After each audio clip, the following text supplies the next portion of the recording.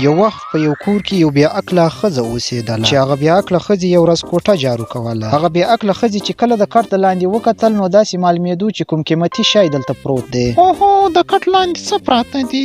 زما په خیال چې کوم قیمتي شی دی. ته راشه یو ورسه ویې ګوره. بیا نو هغه بې عقله ښځه هم ژر ژر ورغلله، هغه شی یې راواخیسته. کله چې هغه شی وکاته نو اوهو دا خو زما په خیال چې سره زر دي. ته راشه ښه یې وګوره. اوهو دا خو د سونې اشرفۍ دي. زه خو مالداره شوم. اوس به د کلو ښځو ته وایم چې زه مالداره شوم. ته راشه ویې ګڼه چې دا څو دي. او 1 2 3 4 5 6 7 8 9 10 دانې اشرفۍ دي. زه خو مالداره شوم. مبارک می شه. ځم چې د کلي ښځو ته ووایم، هغه به هلته په ګودر ناستې وي. د کلي ښځو زه مالداره شوم. ما خو خزانه مونده کړه. لاړم مالداره شوم.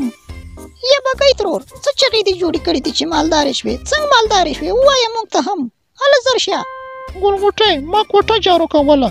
کله چې مې د کټ لاندې جارو واهو نو په یو شي باندې مې نظر ولګېدو. کله چې مې ښه ورته وکتل نو کوم قیمتي شی راته معلوم شو.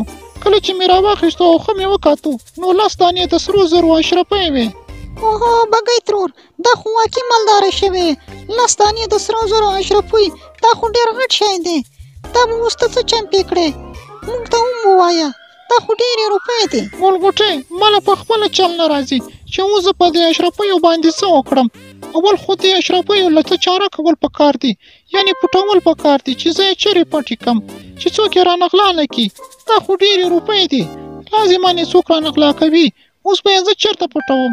ته چل راته وښایه ګلغوټۍ. بګۍ ترور زه یو چل درته ښایم، هماغسې وکړه. ورشه زموږ د کلي خوا کې دوکان دی، هغه دوکان نه کټ صندوق واخله او د اشرفۍ کې پټې کړه. بیا به تا نه څوک د اشرفۍ نه پټوي. همدغسې وکړه.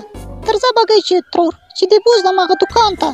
دوکانداره تا سره یو ښه مضبوط صندوق شته که نشته چې ما له یې راکړې؟ زه د اشرفۍ کې پټوم. زه اوس مالداره شوی یم. 10 دانې اشرفۍ را سره دي.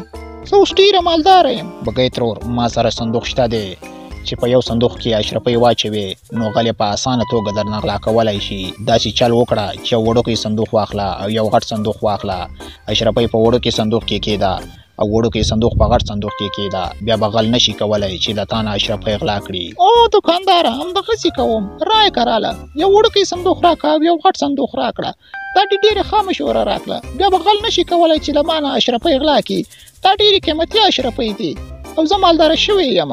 راکړه راله. بګۍ ترور په یوازې په صندوقونو باندې کار نه کیږي. داسې چل وکړه چې 2 کلفان واخله، یو صندوق ته ور واچوه او یو د کلا دروازې ته ور واچوه. نو بیا به غل بالکل نشي کولی چې له تا نه اشرفۍ پټې کړي. داسې کار ورسره وکړه. هو دوکانداره دا ډېره ښه مشوره ورکړه. ورکه 2 کلفان وله ورکړه.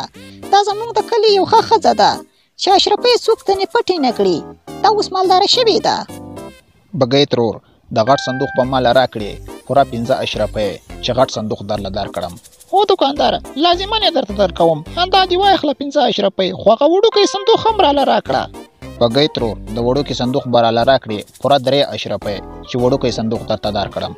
هو دوکانداره لازمه نه درته درکوم. همدا دې واخله 3 اشرفۍ، خو هغه کلفان هم راله راکړه دوکانداره. بګۍ ترور د کلفانو به راته راکړې پوره 2 اشرفۍ، یوه اشرفۍ د یو کلف او بله اشرفۍ د بل کلف.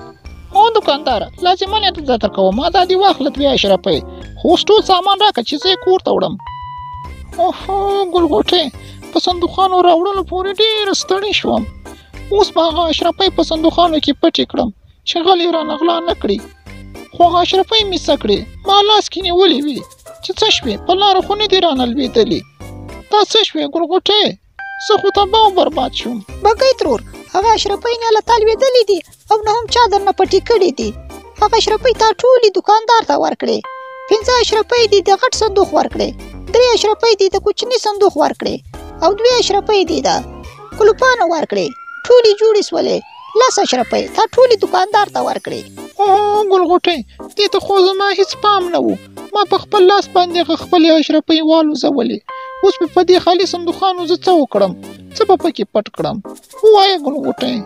بګۍ ترور ډیره زیاته خفه شوه د خپلې بې عقلۍ په وجه. خپلې اشرفۍ په خپل لاس باندې والوزولې او خالي صندوقان یې کور ته راوړل. د دې کیسې څه غرض و دا به تاسو موږ ته په کمنټ سیکشن کې ولیکئ. ګرانو دوستانو زموږ چینل در سره سبسکرایب کړئ او تر بلې کیسې راوړلو پورې ماته راکړئ اجازت. د خدای په امان.